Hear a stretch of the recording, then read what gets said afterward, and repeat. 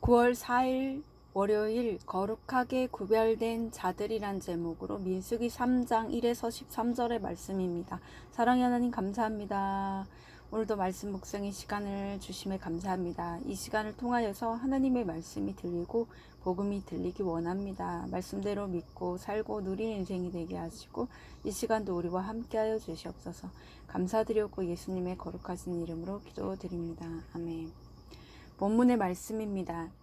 여호와께서 시내산에서 모세와 말씀하실 때 아론과 모세가 낳은 자는 이러하니라.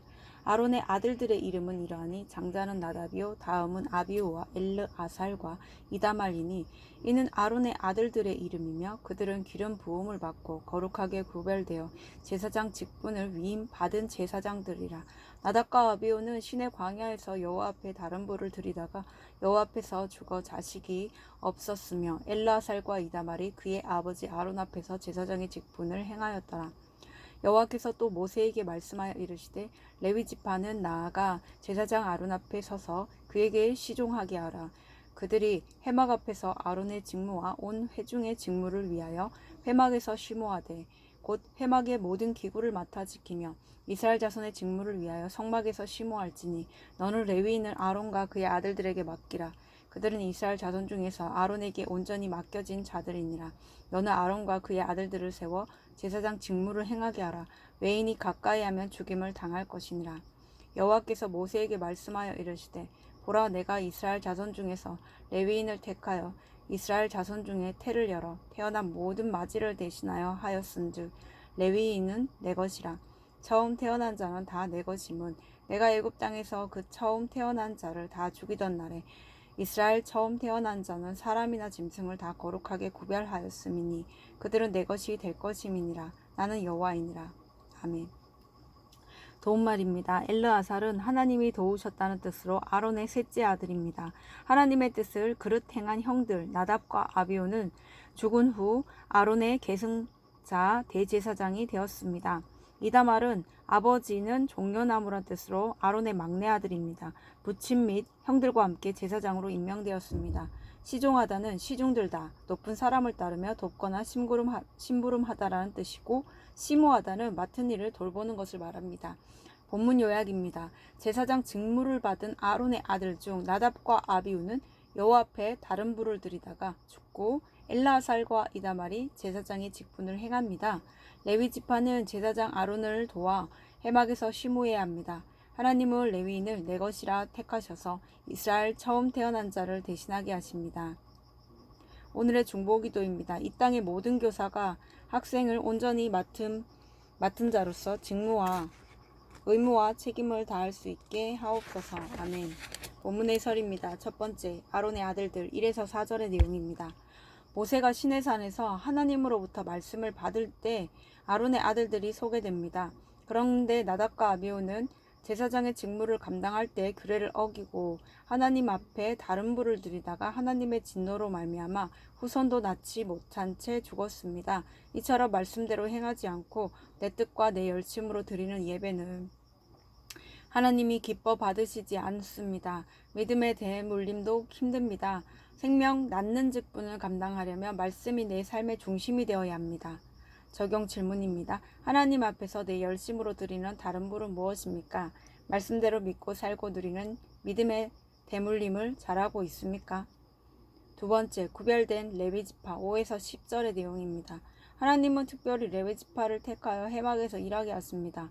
그런데 하나님은 레위인에게 아론의 직무뿐 아니라 온 회중의 직무를 위해서도 일하라고 하십니다. 이는 하나님을 섬기듯 내 가정과 이웃, 교회도 잘 섬기라는 의미입니다. 레위인이 아론에게 온전히 맡겨진 자라고 잘하는 것도 그렇습니다. 택하심을 받은 성도는 각자 부르심의 자리에 온전히 맡겨진 자들입니다.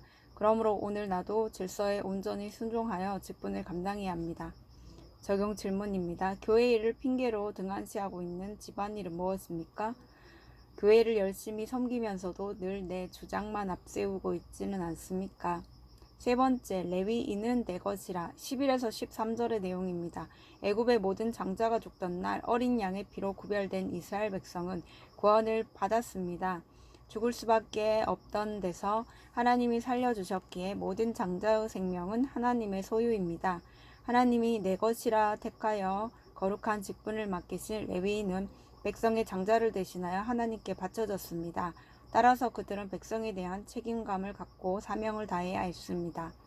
하나님의 것으로 택하심 받은 내게도 가족과 이웃의 구원을 위해 섬길 거룩한 책임이 있습니다.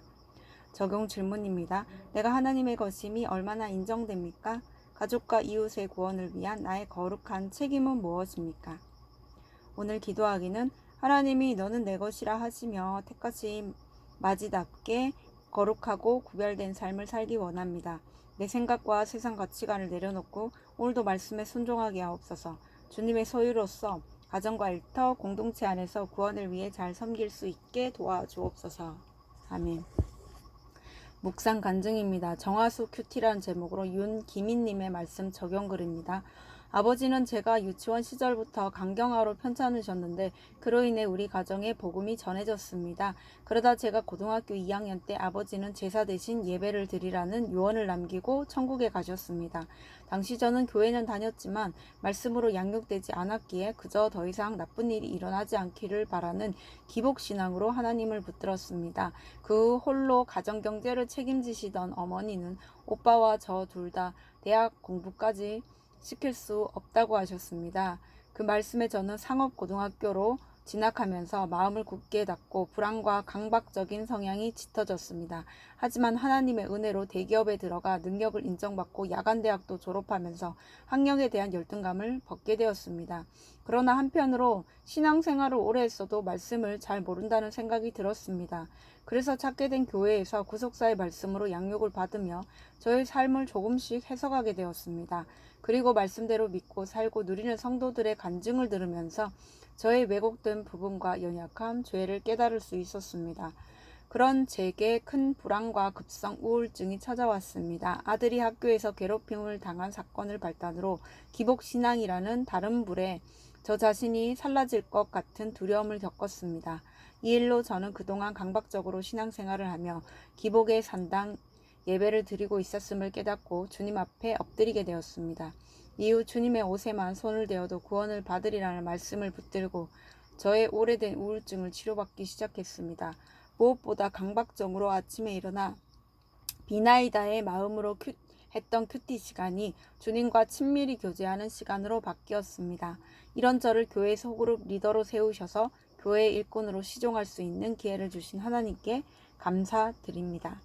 이분에 적용하기는 완치 판정을 받을 때까지 우울증 치료를 꾸준히 받겠습니다.